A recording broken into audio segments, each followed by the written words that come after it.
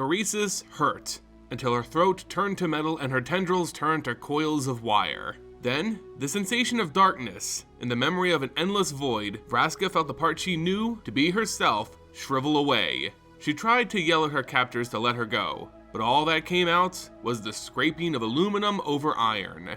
She turns a dozen Phyrexians to stone, who are knocked over and replaced with more metal bodies, who are in turn petrified. The wall of statues grows higher and topples over, but Vraska cannot feel them hit her leg, because she is now living iron. All she could do was collapse into herself, and as she sunk, she found something untouched by the metal leaching through her mind. It was safe. Asleep in a dream of skin and flesh. Something happens on the surface, the lure of a familiar face. Vraska felt her body kiss, but not in the way that she wanted. She tries to forget the sensation, afraid that her body had done what her heart would never want.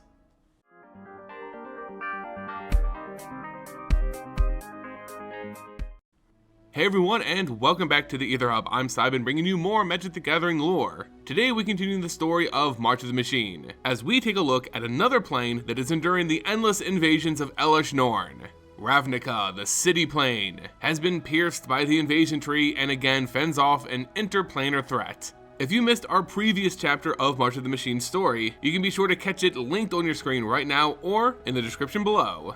Now let's return to Ravnica, the city of guilds, as a familiar face returns home seeking unity under the One. The wayward Gorgon, Vraska, now leads the assault on her former home. This is chapter 15 of March of the Machine story, Ravnica, One and the Same, written by Allison Lurs. But before we begin, a quick message from today's video sponsor. Hey everyone, today's video is sponsored by Extra Wallets. Now this is a super slim, super minimalist wallet. Now the reason I like it super slim is that I can sit at Friday Night Magic all night. The Parliament wallet from Extra can hold 15 cards. Now, it's holding my bank cards right now, which to me aren't that valuable. I wish it could hold my valuable cards like my foil Jace the Mind Sculptor, but it holds your bank cards and it's pretty sweet. Now, one of the reasons I really love my Extra wallet is because it has a nice tracking chip that you can put right inside of it so you'll never lose your wallet. Think about a very busy, chaotic night playing limited with your friends, right? There's wrapping everywhere, there's cards all over the place. You might not be able to find your wallet. You use an app on your phone and it will signal exactly where your wallet is. So guys, I really recommend you checking out Extra Wallets. You can find my affiliate link in the description below. And they also have an anniversary sale going on right now until April 24th, where you can take an extra 25% off of your purchase right now. Vraska sat on a cold, inorganic branch of Realmbreaker as it plunged into Ravnica, the city she loved.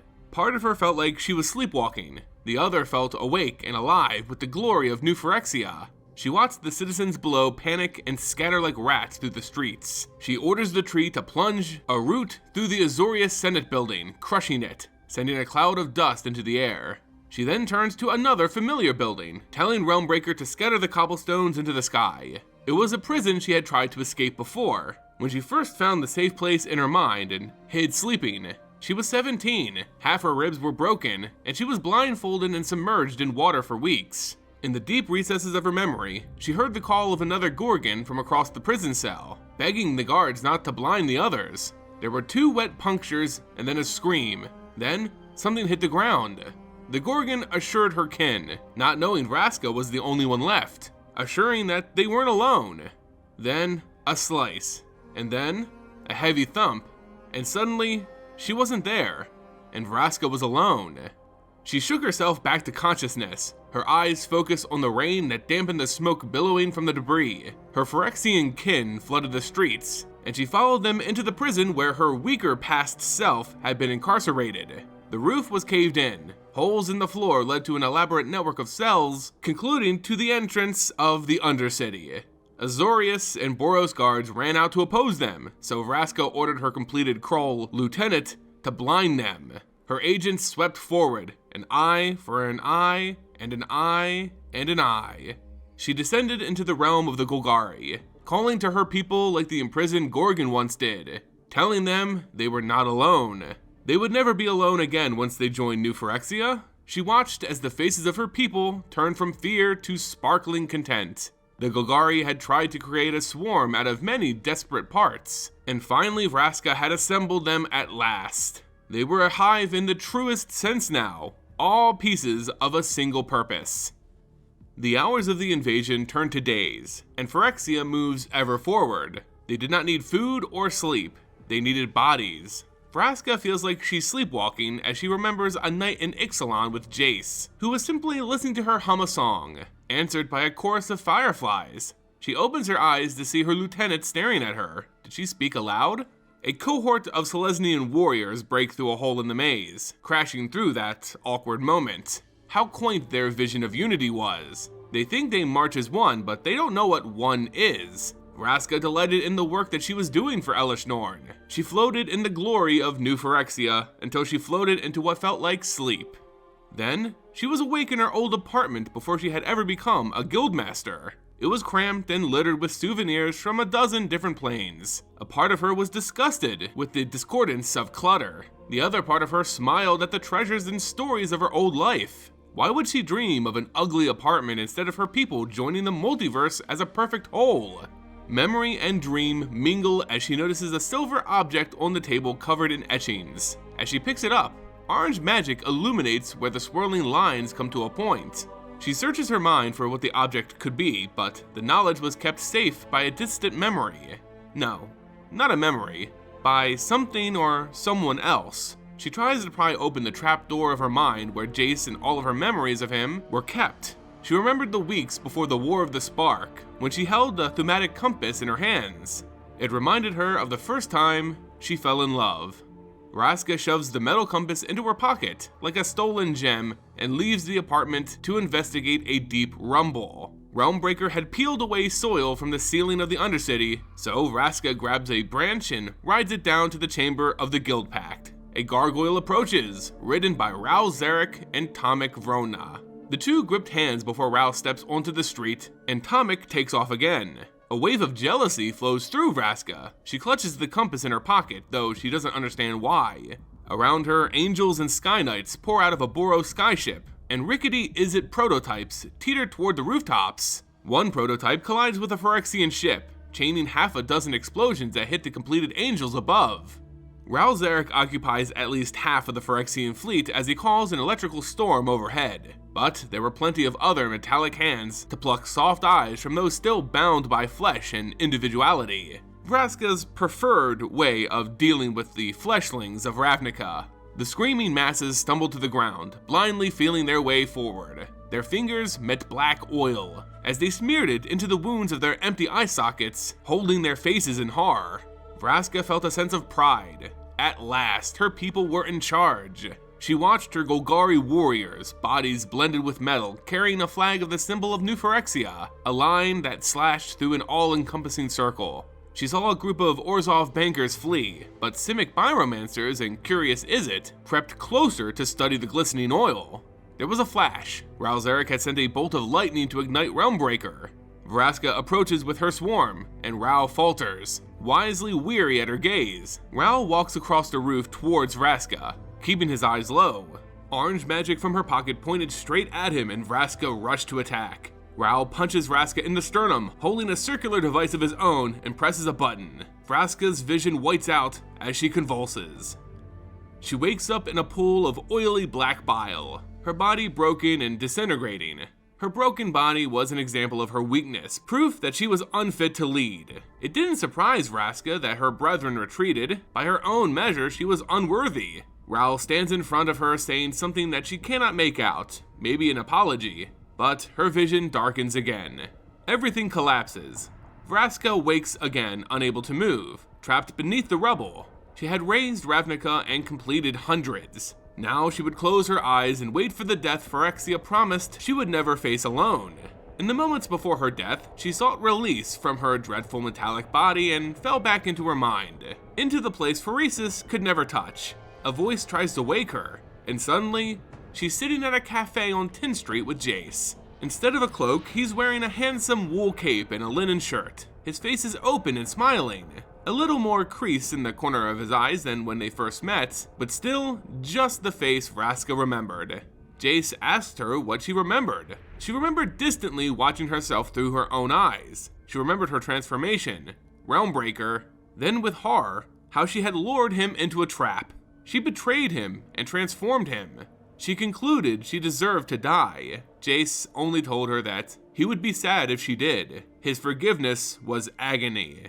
He asked if he could enter her mind, but Vraska was too ashamed of herself to let him see. Jace takes her hand in his, and she remembers his memory, that he too is a monster. Vraska lets him in, showing him the eyes and blood and oil, and her delight in all of it. He grips her hand tighter, and in the logic of dreams, takes her to a beach where a moon reflected off the sea. Jace knew the Vraska that completed him wasn't her. Neither was the Vraska that led the invasion of Ravnica. The part of Vraska that was her knew she would be safe here, in the corner of her mind made for her years ago. Vraska sobbed. Nothing should have been this way. She wished they could go back and do everything over again, do it the right way. She asked Jace to give her one last gift before she dies, a do-over. He smiles and agrees. Vraska kisses him, intense and sincere, desperate and immediate. Jace projects back, his mind overriding Vraska's dream. They were in a Kaladesh apartment, then on the deck of the Belligerent, in a glade on Zendikar, an Innistrad castle, then the chamber of the Guildpact. Their lips press, and for a thrilling moment, Vraska felt it from Jace's perspective. Then they were back on the beach, surrounded by infinite impossible stars. Vraska tells Jace how she feels silently, in his own way. The words filled up her mind, then she filled them with the sun of Ixalan and the perfume of Undercity roses.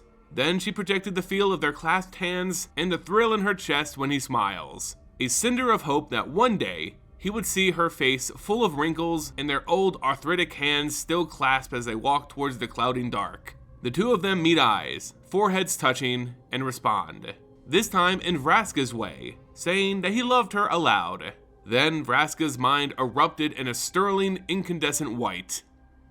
Ralzeric just wanted to go home and sleep. Rain had soaked through his clothes. The city was more rubble than anything else at this point. His body was still on edge, though he'd electrocuted more Phyrexian goons than he could count. The invasion ended 2 days ago, but his hands were still tired from casting and his shoulders tight from panic. He'd been up since then to direct the remaining Izzet in their effort to clean the rubble and wash the blood from the streets. All he wanted to do was sleep and try to forget the long line of screaming faces and empty eye sockets. At least Tumik was here now, overseeing the reconstruction of the Chamber of the Guildpact. All he could think about was Vraska. That wasn't her, yet at the same time it was. An Izzet officer approaches them looking apologetic. Her lip trembles as she reports that there's no sign of the Gorgon's body. And there you guys go, our latest look at the ongoing invasion of Elesh Norn across the multiverse, seeing how the new Phyrexians, led by Vraska, attacked the plane of Ravnica. Of all the planes out there, I always felt that Ravnica had the best shot to legitimately fend off a Phyrexian invasion. They are battle-hardened through many calamities and interplanar threats, the War of the Spark just being one such example. While other planes are still dealing with the invasion, despite their noted small victories, it looks like Ravnica, with the efforts of the guilds, managed to actually stop it entirely. With Vraska's defeat, many of the lesser Phyrexian minions choosing to retreat. Though much of the city is in ruins, legendary places felled, and countless dead, Ravnica still stands. I know this story was more focused on the fate of Vraska, who we hadn't seen a lot of since she was completed in All But We Won, but it would have been nice to hear a little from the legendary characters of Ravnica and how they fought in the city's defense. Namely, I wanted to see more from the new living guild pact, the Avatar Niv Mizzet. After the War of the Spark, he hasn't really done much, at least that we've seen anyway, in terms of running Ravnica. This was the perfect opportunity to show how he now coordinates efforts to protect each guild. Though, of course, it was nice to see Ralzeric again, slinging lightning bolts in defense of Ravnica. Obviously, this story was a bit of a gut punch, an emotional roller coaster, if you would. Vraska has access to this sealed portion of her mind, something Jace had built with his magic to combat the mental sleuthing of Nicol Bolas. Well, apparently it works well against completion as well, which means Jace too has something similar for himself. Vraska's fate is left in question, though evidence points to her death, with her accepting who she really is, not succumbing to the monster Phyrexian made her, and joining with the memory of Jace for one sweet moment. There ultimately isn't a body, so there remains some doubt. Will the Gorgon somehow fully unlock her mind and free herself from Elesh Norn? Or is she truly gone? Perhaps we'll find out more once Jace is reintroduced in the story. Anyway guys, that's going to do it for today's video. Remember, if you enjoyed it, consider supporting the content by leaving a like, becoming a subscriber or member of the channel, dropping a super thanks, and sharing it with your friends. It all goes a long way in helping us build this community. As always, thank you all so much for watching, and until next time guys, see ya!